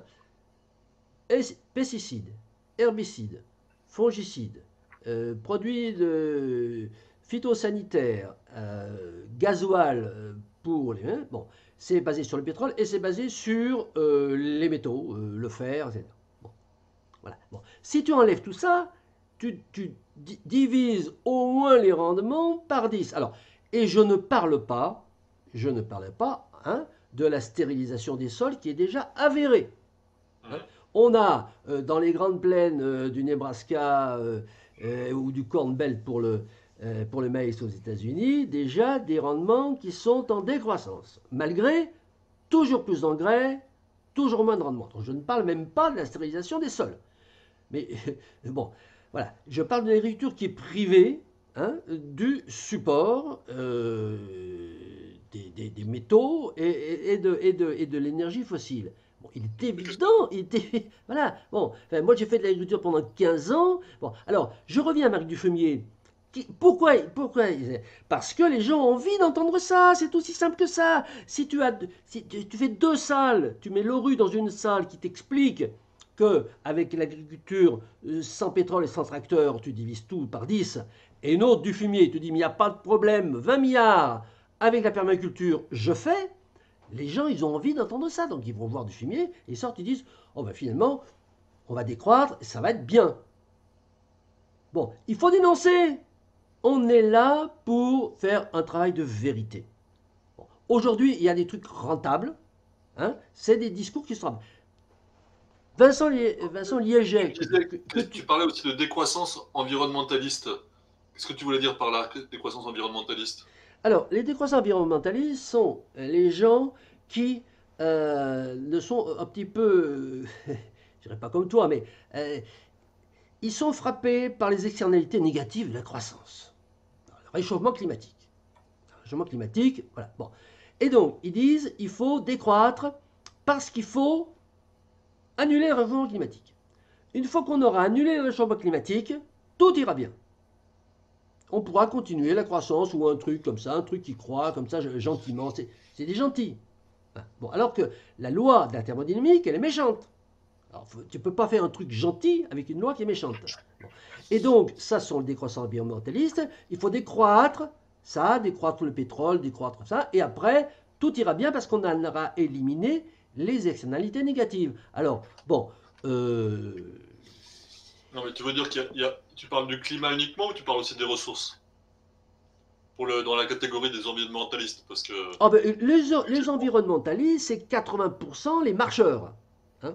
Ce sont des gens qui, essentiellement qui marchent sur le climat. Bon, c'est énorme. C'est une véritable lame de fond.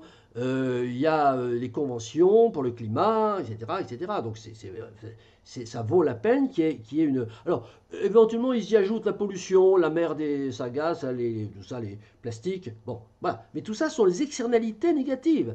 C'est-à-dire qu'on va décroître pour enlever ces externalités négatives, éventuellement faire un petit peu de géo-ingénierie, et après tout ira bien. Donc, ils veulent décroître. tu veux dire qu'ils prennent pas en compte les ressources non renouvelables, c'est ça que tu veux dire? Bah, évidemment, oui.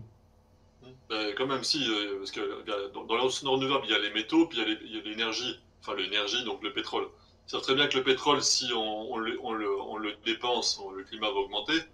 Après, c'est vrai que ça les intéresse moins la question du métaux, mais ils y pensent un petit peu quand même. Ils n'ont pas beaucoup réfléchi à la question, pourtant, bon, Servigne en a parlé quand même aussi. Mais ça, c'était plutôt un travail qui avait été fait depuis longtemps par les décroissants. Ce qui a amené plutôt Servigne, je trouve, d'un peu de nouveau, c'est la dimension, on va dire, extrême du climat. C'est peut-être, enfin, il y en a d'autres qui avaient pensé avant lui, mais là, il a montré que jusqu'où ça pouvait aller. Mais après, je te rejoins, c'est qu'il y a des personnes, d'ailleurs, ils ne s'appellent pas vraiment décroissants, ils sont plutôt écologistes. Je sais pas les décroissants, c'est des écologistes environnementalistes sur le climat. Après, on peut rajouter effectivement les ressources. Et après, il y en a qui sont aussi décroissants. Disons qu'ils décroissent sur le pétrole. Effectivement, il faut diminuer la consommation de pétrole pour diminuer les problèmes de climat. C'est ça un peu leur argumentation numéro un. Et après, effectivement, ils n'ont pas forcément pour éviter l'effondrement, on va dire comme ça. C'est ça essentiellement le. Mais pour moi, c'est pas suffisant, mais c'est quand même le point central du problème quand même. Moi, c'est en ce sens-là où je les rejoins et où je suis en désaccord avec toi. Non, mais il y a. Enfin, alors, bon, tu dis, ils ne sont pas décroissants. Là. Pour moi, je ne sais pas qui est décroissant. Alors, ça aussi, c'est un truc des décroissants volontaires, ex-PPLD ou Maison commune de décroissance. Ils décernent des certificats de décroissance. Toi, tu es décroissant, eux, c'est décroissant, eux, ils ne sont pas décroissants. Un jour, Michel Lepezan m'a dit les transitionnistes ne sont pas des décroissants. Non, ce n'est pas des décroissants. Les décroissants, c'est ceux qui sont dans la chapelle. Voilà. Bon. Moi, j'ai fait une étude sociologique et je regarde tous les gens qui parlent de décroissance d'une façon ou d'une autre. Et ces décroissants environnementalistes, ils disent qu'il faut décroître ça, ça, ça et ça pour régler le réchauffement climatique. Donc, je fais une catégorie et je les appelle Oui, les c'est pas de croissants. définition. Les croissants, oui, qui utilisent tous ceux Parce qui que, utilisent. ouais, parce que quand on parle de la transition, il y a des gens qui considèrent que la transition, ça va permettre la croissance, mais une croissance plus avec du pétrole, mais par exemple avec, je sais pas, avec des éoliens, avec du solaire, et donc on va continuer à croître. C'est ça, la transition, ça peut être une transition des formes d'énergie, mais dans une croissance continue, voire même ou éventuellement un système stable, mais pas de décroissance. C'est en ce sens-là qu'on parle de la transition. Donc c'est difficile de Oui, les mais mettre chez les décroissants. Par contre, il y a des transitionneurs qui sont en plus décroissants pour d'autres secteurs. Ça dépend un peu, voilà, ça dépend des domaines. Généralement, non. Généralement, ceux qui sont dans la transition, ils ne sont pas décroissants. Ils se contentent de chercher des alternatives, de trouver de nouvelles énergies pour continuer de croître plus ou moins fortement. Mais bon, ça, c'est alors, les tu points de vue n'as pas dû bien lire Rob Hopkins, parce qu'il dit pas ça. Hein. Bon, non, qu'est-ce qu'il dit par rapport à ça? les villes, la transition, le mouvement de la transition, Rob Hopkins, bon, c'est d'abord des gens qui ont pris la mesure de la fin du pétrole. Bon.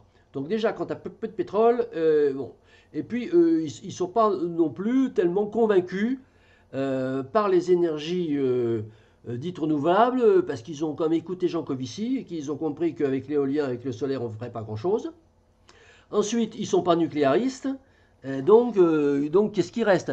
Mais et puis, alors, ça me Non, permet mais en ça. fait, Christian, par rapport à ça, quand on dit la transition, il y a plein de groupes. Les plus radicaux des transitions, effectivement, c'est les villes en transition. Mais très souvent, les Verts, on considère qu'ils sont dans la transition. Le mouvement attaque, enfin, du coup, le courant dominant, même s'il y a des décroissants parmi les gens d'attaque, mais dont j'en suis. Mais ils sont plutôt pour une transition. Enfin, jusqu'à présent, maintenant, ça commence à être un. Maintenant, leur discours, c'est de dire la croissance n'est pas la solution. Donc, c'est une façon de dire un peu la même chose. Mais voilà, jusqu'à présent, ils étaient dans la transition au sens ben, on ne va pas décroître, mais on trouve des alternatives. Donc, il y a quand même beaucoup de courants dans la transition, d'ailleurs, comme chez les décroissants. Hein. Quand on regarde de plus près, de loin, on est tous pareils, mais de près, c'est différent. Oui, mais enfin, je ne vais pas faire une analyse du mouvement de la transition parce que je ne le connais pas. Non, je disais simplement, je prenais un exemple que Michel Lepezan m'avait dit un jour, les transitionnistes, en parlant des Rob Hopkins, ne sont pas des décroissants. C'était pour dire quoi? C'était pour dire que les décroissants, je dirais historiques, hein, que tu connais aussi bien que moi, sont des gens qui ont une chapelle qui décerne des certificats de décroissance. Toi, tu es décroissant, toi, tu n'es pas décroissant. Bon. Donc, il y a une espèce de copyright sur le mot décroissance euh, qu'on ne peut pas utiliser. D'ailleurs, ils nous ont récemment traité d'usurpateurs. Usurpateurs en disant que nous étions physicalistes. Voilà, c'est-à-dire qu'on est Georges Kruijgen, voilà, c'est pas un décroissant. C'est lui qui a inventé le mot, mais bon, c'est pas un décroissant. Voilà, et il y a que, voilà. Donc, alors, peu importe que ce soit monsieur un Oui, tel ou non, mais monsieur Paul, la différence, faut le il y montrer a bien. des La chapelles, il y a des médecine, chapelles dans le monde de la croissance, hein, qui revendiquent d'être les seuls à pouvoir utiliser le mot décroissance. C'est la raison pour laquelle moi, j'ai dit d'abord, voilà, il y a des catégories. Il y a les décroissants environnementalistes, il y a les volontaristes, il y a les effondristes. Tous ces gens, il y a Batole parle de décroissance, elle a le droit. La décroissance n'est pas un mot protégé, il n'est pas déposé à l'INPI, il n'y a pas de copyright. N'importe qui peut dire je suis décroissant. Bon, la question n'est c'est pas pour ça là. qu'il faut, La c'est pour ça que question tu as est raison, il faut quel est préciser. son projet? C'est pour ça qu'il faut préciser les différentes formes de décroissance. Et bon, enfin voilà. Mais en fait, par rapport pour moi, en fait, les différentes formes de décroissance, toi, tu les avais définies. Je te relis rapidement pour ces décroissants individualistes, environnementalistes, les imposteurs, les affondristes et la décroissance inéluctable. Et bon, bah, moi, je suis pas forcément contre, même si j'ai des petites remarques que j'ai fait par rapport à tout ça. Pour moi, les formes de décroissance, elles sont un peu différentes. Il y a les décroissances de droite et de gauche. La décroissance de gauche, bon, on en a déjà parlé tout à l'heure, je reviendrai dessus tout à l'heure. Il y a la décroissance de droite, justement. La croissance de droite, c'est faire décroître les plus pauvres pour que les plus gros, les plus riches continuent de croître. Et la décroissance, donc ce serait presque, ça peut devenir, mais enfin voilà. Ensuite, il y a les croissances d'extrême droite, autoritaire, où là, on pourrait appeler ça un écofascisme, où on fait décroître à nouveau les plus pauvres pour que les plus riches, mais de façon encore plus directe, pas par le marché comme pourraient faire les, les décroissants libéraux, mais par une décroissance autoritaire. Et ensuite, il y a la décroissance de gauche. Alors, il y a de façon, on va dire, les décroissances de gauche qui sont, on va dire, qui ne remettent pas en cause le capitalisme. Et donc, c'est la majorité. Et puis, il y a les décroissants de gauche qui remettent en cause le capitalisme, c'est-à-dire le capitalisme, qu'est-ce que c'est? Alors, ça dépend de la définition à nouveau. Mais pour moi, l'élément central du capitalisme, c'est surtout la propriété privée des moyens de production. Même s'il y en a d'autres, il y a d'autres critères qui sont la productivité, le productivisme, les taux de profit, l'accumulation, hein, ou le marché. Mais l'élément central, c'est la propriété privée des moyens de production. Alors pourquoi c'est central? Parce qu'effectivement, c'est ça qui fait qu'à un moment donné, qui dirige le monde, c'est les multinationales. Et les multinationales, elles sont dirigées par les propriétaires. Donc si on veut que les choses changent, il faut aussi changer ce pouvoir de la propriété et les moyens de production. Donc en gros, voilà, c'est un peu ça les deux grands courants. Puis après, il y a effectivement ce qu'on disait tout à l'heure, des décroissants individuels et des décroissants collectifs. Mais dans le collectif, bah, c'est ce qui se travaille au niveau des idées politiques ou des partis politiques ou des projets concrets, mais c'est plutôt collectif. Voilà. J'essaie de redessiner un peu ma vision de la typologie, qui ne va pas forcément complètement contre la tienne, hein, mais qui reprend les choses sous un peu un autre angle. Oui, alors, les distinguos que tu fais décroissance de droite, décroissance de gauche, bon, tu sais que c'est un distinguo que je valide pas, mais je valide pas, ça dépend. Si tu parles, si tu parles des gens qui veulent décroître, oui, il y a des gens qui veulent décroître avec un esprit de droite, et d'autres qui veulent décroître avec un esprit de gauche. Mais tout ça, c'est de l'illusion. D'abord, qui sont-ils? Il n'y en a pas. Non seulement cette décroissance volontaire est une illusion, mais les gens qui veulent décroître, ils sont si peu nombreux, hein, que je pense qu'on parle de gens pratiquement qui n'existent pas. Bon, par exemple, alors Par exemple, la un décroissance, la exemple concret décroissance, de décroissance, la- vas-y, définis, Christophe. la décroissance de gauche, bon, je vois bien à peu près ce que c'est. La décroissance de gauche, je dirais, ce sont des imposteurs, c'est-à-dire que ce sont des gens qui agitent le mot décroissance, mais qui en fait sont des espèces de naufragés de la gauche, en déshérence de la France insoumise, ou du parti de gauche, voire du parti socialiste, comme Delphine Bateau, bon, et puis qui, avec le mot décroissance, bon, essayent de se refaire un peu la cerise au niveau politique. Donc je vois bien ce que c'est que cette décroissance de gauche, toujours dans... Nous devons décroître. La décroissance de droite, bon, moi, il me semble extrêmement... Enfin, je sais pas où il semble. Admettons qu'il y ait des croissances fascistes, pourquoi pas. Mais, encore une fois, ça compte pas, ça. Ce qui compte, c'est ceux qui sont convaincus que la croissance va s'arrêter. Bon. Ceux-là, ils sont ni de droite ni de gauche. Ça n'a plus aucun sens. Alors, ça n'a plus aucun sens d'abord parce que les gouvernements de gauche ou de droite ou du centre ou d'extrême gauche ou de droite ont toujours voulu la croissance. Aujourd'hui encore, tu mets un gars de gauche ou de droite, il va faire la croissance. Bon, donc ça n'a aucun sens. Ensuite, constatez que euh, ce qu'on a fait comme politique économique, depuis la fin du XVIIIe siècle, bon, c'est quelque chose qui peut-être très bien d'ailleurs une bulle civilisationnelle extrêmement jouissive.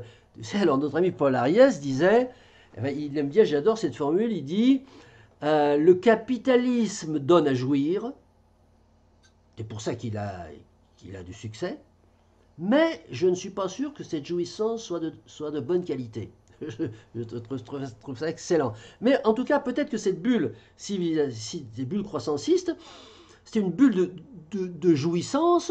Et bon, la question, c'est même pas de la condamner ou de pas de dire ah, mais c'est terrible ce qu'on a fait. Bon, on y est. Non, ce qui est important, c'est de dire bon, là, il va se passer quelque chose après. Bon.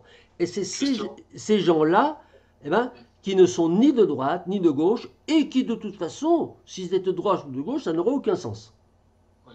En fait, bon, la décroissance de droite et de gauche, la différence entre droite et gauche, souvent les écologistes oublient de le faire, c'est redistribution des richesses ou pas. Ça, c'est quand même la différence fondamentale entre la droite et la gauche. Et de fait, il y a quand même une écologie de droite et de gauche. Et après, je suis d'accord avec toi, comme toi, tu vois, toi, pour toi, la décroissance, c'est surtout la décroissance involontaire, ce que j'appelle la récession. Et de fait, dans ce cas, il n'y a plus de droite et de gauche, parce que ça se fait naturellement. Mais en tout cas, ceux dans la catégorie des décroissants volontaires, ceux qui veulent la décroissance, on peut la faire à droite et à gauche.